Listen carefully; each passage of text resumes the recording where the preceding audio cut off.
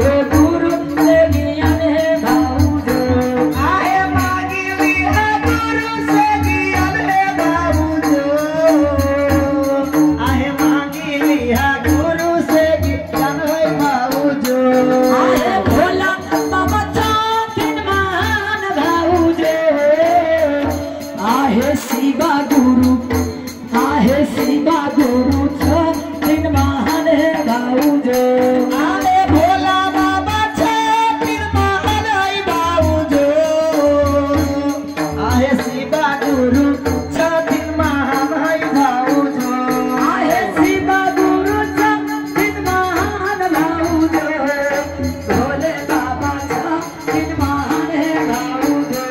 आहे शिवा गुरु दिन महान है भाऊजो आहे भोले बाबा दिन महान है भाऊजो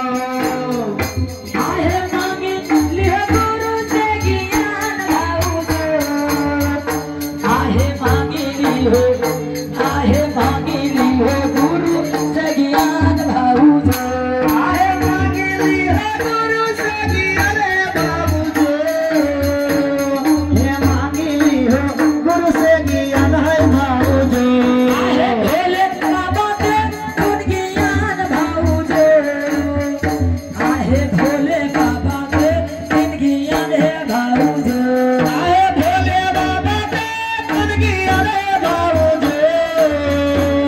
आहे भोले बाबा के गुण ज्ञान है भाऊजो आहे शिवा गुरु दिन महान भाऊजो आहे भोले बाबा दिन महान भाऊजो आहे शिवा गुरु दिन महान है भाऊजो आ भोले बाबा दिन महान है भाऊजो आहे तबे बिंदा जीवन में कल्याण भाऊजो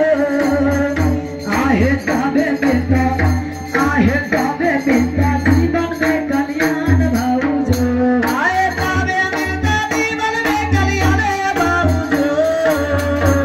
हे तबे बिंदा जीवन में कल्याण भाऊजो आहे मांगी ली हो गुरु से ज्ञान भाऊजो आहे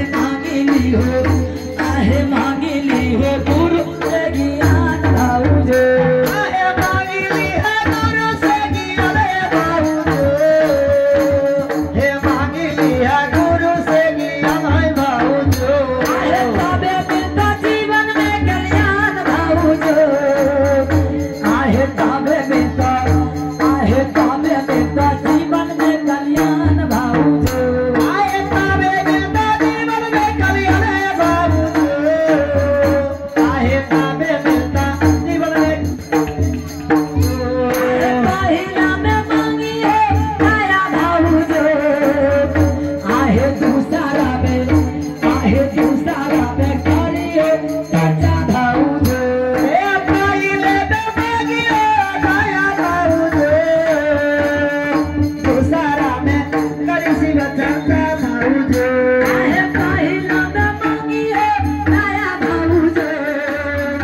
आहे दूसरा में करी है सच्चा भाऊजो ये अगले मुखिया जी कौन गाँव बहा ये अगले बहा के मुखिया जी भाइयों ये हमारा मुखिया जी के तरफ से 1100 रुपया के दान दल मुखिया जी के बाबा भोलेनाथ बाबा शिव महादेव बाबा सर में सबाई दी हो बाबा लल्ला बनिहार के बेटे में भी हो जय हो बाल बच्चा के पढ़ा लिखा के विद्या से भंडार भरने रही हो भरने रहते हमारा मुखिया जी के सब दिन मुखिया बने नहीं रही हो हमारे भोलेनाथ बने नहीं रहती जय हो हमारा सनक छोट मोट कलाकार के आयो जहाँ भी जगती हाँ वहाँ 1000-2000 दान पे करते रहते आहे मांगी ली हो गुरु से ज्ञान भाऊजो आहे मांगी ली हो गुरु से ज्ञान भाऊजो मांगी ली हो गुरु से ज्ञान भाऊजो मांगी ली है गुरु से ज्ञान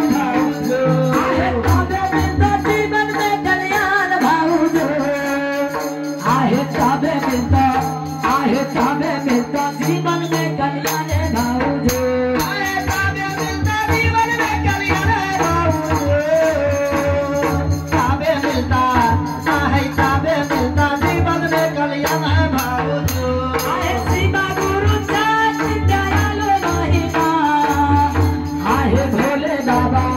आहे शिवा गुरु आहे भोले बाबा पे दुनियान भाऊ दे भोले बाबा पे दुनिया रे भाऊ दे हे शिवा गुरु दे दुनियान है भाऊ दे शांति गुरु महाना